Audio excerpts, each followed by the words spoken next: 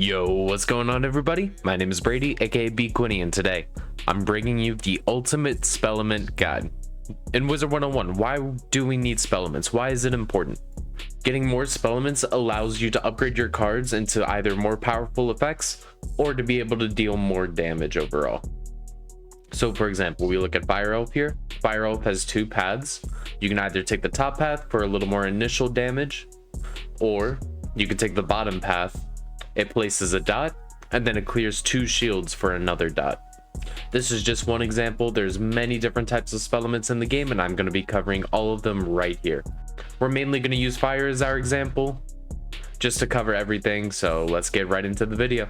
If you haven't already, make sure to go follow the Twitch. I am live almost every single morning and every single night. I am on this content creation grind and I'm going to be releasing more videos soon. So stay tuned for that and let's get right into the video. Before I go into the specifics of where to farm each different Spellement, we're going to be talking about some universal ways that you can do on your own, or if you're doing cantrips with the team, to help you gather even more Spellements without farming. If you haven't already, make sure to talk to Abner K. Doodle, pick up Cantrips 101, and then you're going to go to Wisteria, talk to Hampshire, and complete his quest to be able to get the cantrip Magic Touch.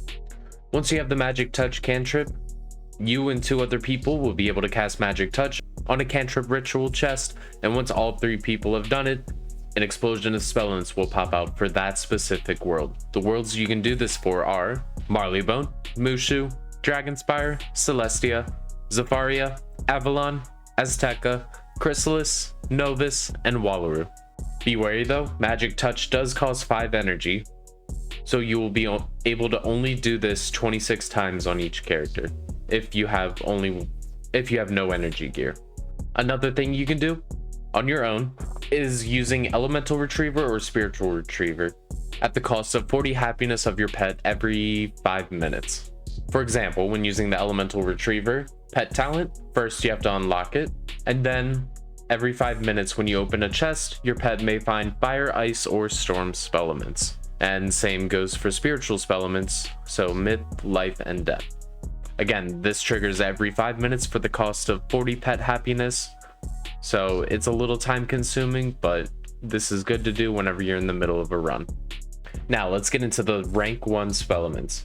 One of the fastest ways to be able to grind rank 1 Spellements is once you've completed Wizard City and gone to Krokotopia, you want to come back to Abner K. Doodle, pick up Spellements 101, and he will give you 75 rank 1 Spellements of your school. You can do this on multiple characters, even create a new character over and over and just completing Wizard City just to be able to get the Spellements. Another great way to get rank 1 Spellements is to farm these Lord Nightshade rematch duels. These are really easy to farm on standard mode. You don't have to do the challenge mode. All you need to do is make sure you have Nightbringer, a small pip hit, and a bubble just to be able to replace it after you use your Nightbringer hit. If you want to take an extra round, you can also bring a Frenzy just to help buff yourself up a little more. So what you do in here is you have 3 supporters. They will be buffing you the whole time, placing feints on Lord Nightshade. All you have to do is Nightbringer, put it on your hit, use it, and then bubble the next turn. This avoids the equalized cheat bubble and lets you easily farm Lord Nightshade with no problem. If you wanted to do this on challenge mode, the idea is you bring multiple balance wizards and have them all use Hydra once the equalized bubble starts getting higher and higher. Lastly, for rank 1 Spellements, this strategy will also lead into farming other ranked Spellements. For rank 1 specifically, you want to go into the Temple of Storms, aka Krakopatra's dungeon, and you want to use the Scales of Knowledge. This will level you down to level 20, and this makes it so you are able to farm Spellements in Krokotopia. As you can see with this potion here in the bottom left, it gives you this for 2 hours. You are now a level 20, and your stats are adjusted accordingly. So once you have those stats, make sure to go start grinding out either Bidi Narini or Kayamate the Great. Bidi Narini is in the Temple of Sun, and Kayamate is in the Krako Sphinx. So if you're looking for just rank 1 Spellements, make sure to scale down and go start farming those bosses as well. Now to farm rank 2 through 6 Spellements. For fire, these are going to be Fire Elf, Sunbird, Immolate, Phoenix, and Elephant. You're going to want to come to Malistair's dungeon and grab, as you guessed it, the level scaling potion to level 50. This will allow you to farm Dragonspire bosses, which all can drop rank 2 through 6 Spellements. Our most notable farming locations are going to be Boris Blackrock in the Crucible, who spawns in the very middle. All you have to do is hit the crystal pedestal, he's respawnable, and you can fight him over and over again. This is much easier with a team where you can one round it by doing triple feints or 2 feints above and 3 or 4 pip hit, depending on your pip chance. If you are lacking accuracy, you can always pick up Keen Eyes from Celestia. This is a level 50 enchant spell, so you are able to use it. So pack that. Your 3 or 4 pip hit. For fire, I would pack Sunbird and Immolate. And if you're soloing, you can bring a feint and a blade for yourself. This isn't too hard to farm. This will drop a good bit of Spellements for you each run, and like I said, he's respawnable. All you have to do is hit this crystal pedestal and he will spawn again. This is only for elemental and balanced Spellements. If you're looking for spirit Spellements, we're going to go to Vault 1933 in the Grand Chasm, and we're going to be farming Vasic Ashweaver for spirit Spellements and balanced Spellements as well. The idea is pretty much the same as Boris Blackrock, and it's much easier with a group where you can one round it with double feint or triple feint, a blade, and a hit. Now, if you want a chance to get all of the Spellements at once, you're going to want to farm a balanced boss, specifically Zarathax in the Tower Archives. That is much easier to do with the group and with a high level who doesn't need Spellements, who can just carry you through it and one-shot it. If you have a higher level helping you farm Zarathax, the most efficient method is to have your high level go in, everyone else join. You're going to cast Meteor. As soon as the round starts and you cast Meteor, you're going to want to log out. Since you don't need the Spellements or any drops on your high level, you're going to want to go back in, and it'll put you right outside of Zarathax's tower, instead of spawning you all the way in the back of the Tower Archives when you leave the dungeon normally. And then your high level can go right in and everyone else can port straight to you. The last thing you can do for rank 2 through 6, aka Arc 1 Spellements, is to do the rest of the rematch duels for Arc 1, such as Malastare, Meowiarty, Crocopatra, and I would ignore Jadoni for now.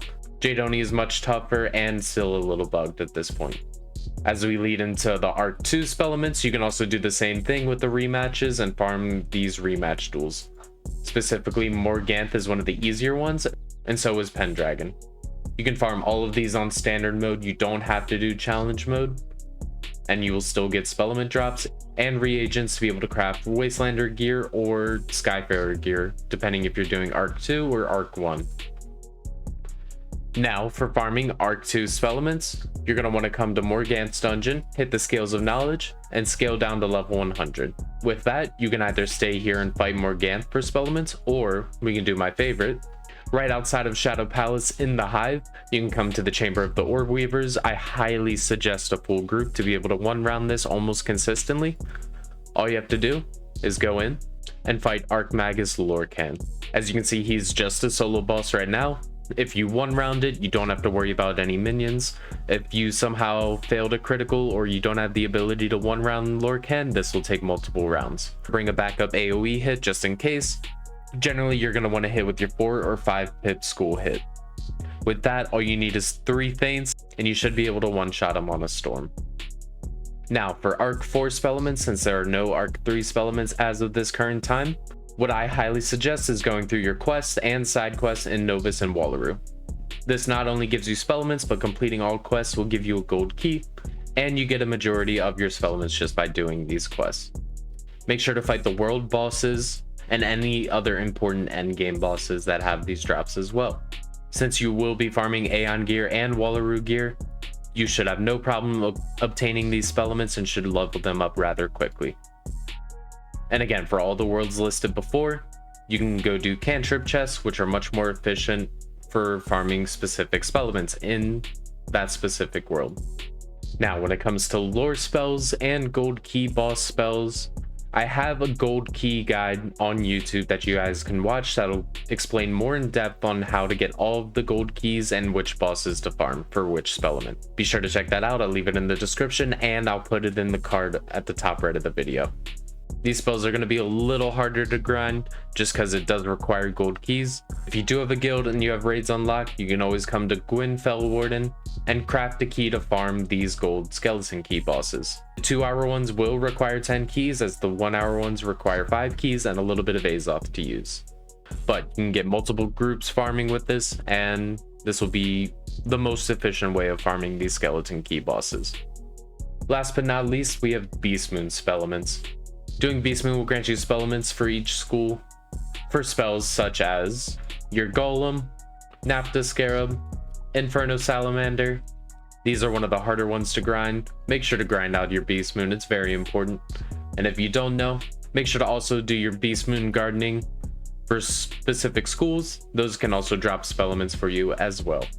Last but not least, for Beastmoon Spellement farming, you can also craft these Spellements with moon gold dust, idols, and the specific card you're looking for. It'll craft you 7 Spellements for 4 idols, a single card, and 1 moon gold dust. So make sure to stock up on your moon gold dust, your idols, and buy the treasure cards whenever you can to upgrade these.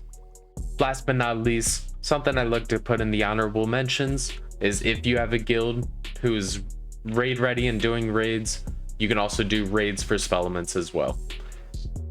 These drop a lot of Spellements for each boss that is defeated, and they drop some of the best gear in the game. So make sure to do your raids for PvE and PvP. This will help out a ton. Guild museums as well. If your guild does guild museum, they can drop a bunch of Spellements also. But yeah, that's gonna be it for today's video. So thank you guys so much for watching. I really appreciate it, and I hope to see you on the next one. Bye bye.